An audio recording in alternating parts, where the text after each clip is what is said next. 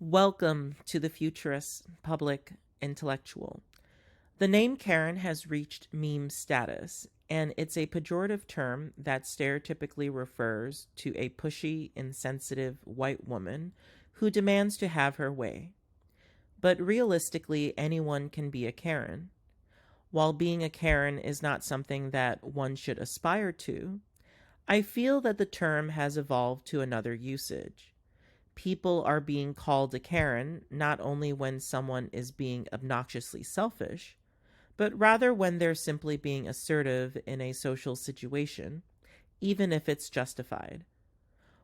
While I agree that the classic Karen deserves to be ostracized, this new trend of calling people Karens in moments of justified assertion is disturbing to me. First of all, when a woman is called a Karen, when she asserts herself, there's often a misogynistic undertone to this reaction. Women are so consistently expected to censor themselves that we should not be automatically dismissive when she has a legitimate complaint. For example, if a woman feels that she wasn't given many hours on next week's schedule, she shouldn't be called a Karen for asking about it. When a man is called a Karen, misogyny is also present, but in a different way. The man is implicitly being called a woman, and the name calling is meant to undermine his masculinity. Since masculine men are expected to be stoic in the face of setbacks, being assertive in contexts that are not dramatic or heroic is often deemed to be petty.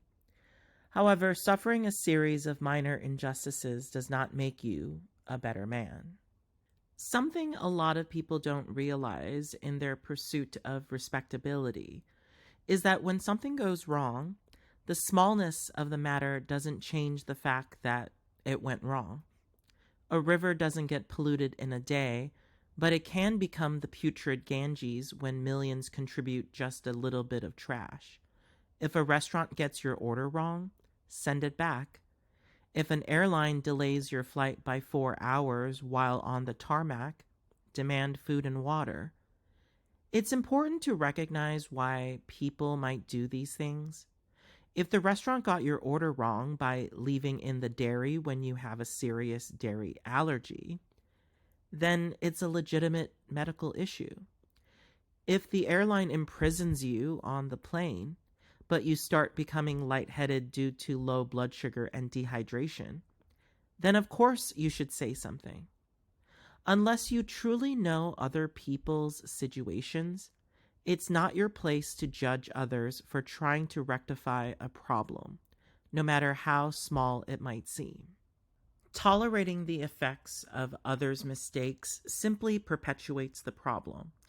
The restaurant or airline might never get their act together if you don't give them feedback. You're not being a Karen, so don't worry about it. Life is a perpetual neighborhood watch. If you don't protect your corner of the earth, who will? Thank you for listening to the Futurist Public Intellectual.